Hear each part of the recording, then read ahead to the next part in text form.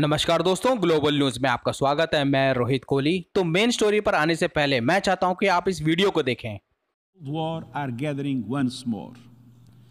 We have been extraordinarily lucky so far, but luck is not a strategy, nor is it a shield from geopolitical tensions boiling over into nuclear conflict.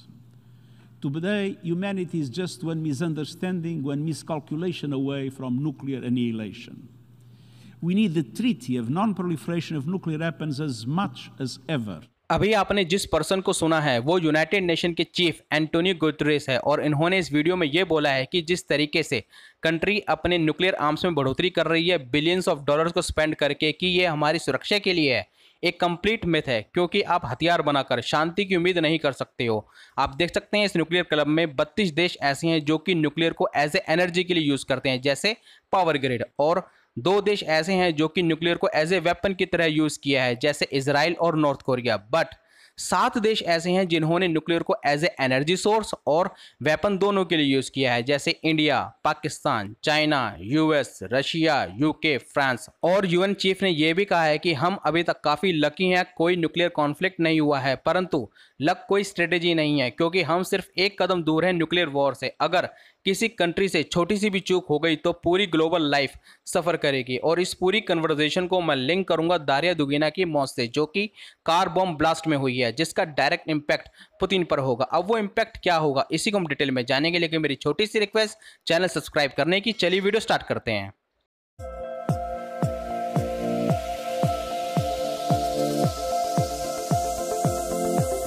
देखिए, भारत में ऐसा माना जाता है कि अगर आपको डिप्लोमेसी मतलब युद्ध नीति या कूटनीति सीखनी है तो उसके लिए चाणक्य की आइडियोलॉजी या उनकी किताबें पढ़नी चाहिए। सेम कंसेप्ट रशिया में भी है कि अगर आपको पुतिन के बारे में जानना है कि वो किस तरीके से दुनिया को देखते हैं या उसके बारे में सोचते हैं, या फिर रशिया का फ्यूचर प्लान क्या है, तो ये सब आपको मिलेगा इस बुक में, जिसका नाम है फाउंडेशन ऑफ जियोपॉलिटिक्स, जिसे आप जियोपॉलिटिक फ्यूचर ऑफ रशिया भी कह सकते हैं। और इस बुक को लिखा है अलेक्जेंडर दुर्गिन ने, जो कि रूस के पॉलिटिकल फिलोसोफर, एनालिस्ट, स्ट्रेटेजिस्ट माने जाते हैं। और सिर्फ इतना ही नहीं, इस बुक को रशिया की आर्मी, पुलिस, मिनिस्ट्री, सभी एलिट ग्रुप के लोग इसको एज ए टेक्स्ट बुक की तरह रीड भी करते हैं और इसको अपने वर्क इथिक्स और रशियन पॉलिसी में भी इंक्लूड करते हैं। वैसे इस बुक में क्या लिखा है इसके बारे में थोड़ा सा व्यू पॉइंट दे देता हूं। अगर मैं यूरोप की बात करूं तो Finland, Estonia, Latvia, Lithuania, Poland, इन सब कंट्रीज को रशिया में फिर से मिलाना है। फ्रांस जर्मनी से युद्ध करने के लिए रशिया को एलाई कंट्रीज की जरूरत पड़ेगी और यूके को यूएस से अलग करके रखना है। यूक्रेन का केस आपके सामने ही है।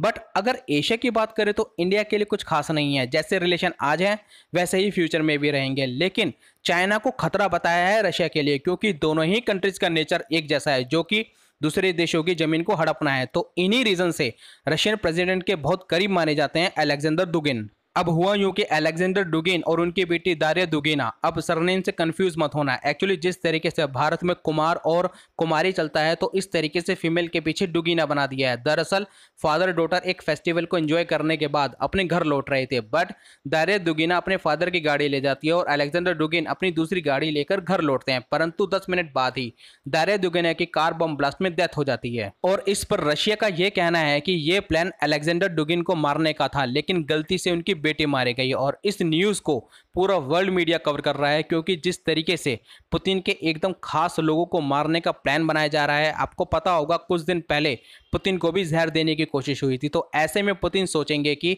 अगर मुझे या मेरे लोगों को मारने का प्लान बना ही लिया है तो मैं जाने से पहले पूरे वर्ल्ड को एक ऐसे सिचुएशन में छोड़कर जाऊं जो नर्क से भी बदतर हो। अब आपको आइडिया हो गया होगा कि मैं यूएन चीफ की बात क्यों कर रहा था और पुतिन को मारने के लिए कौन ऐसा षड्यंत्र रच रहा है। क्या वो यूएस यूक्रेन में से कोई है या फिर रशिया में ही कोई पुतिन के खिलाफ काम कर रहा है, ये तो वक्त आने पर ही पता चलेगा। लेकिन आज के लिए वीडियो में सिर्फ इतना ही।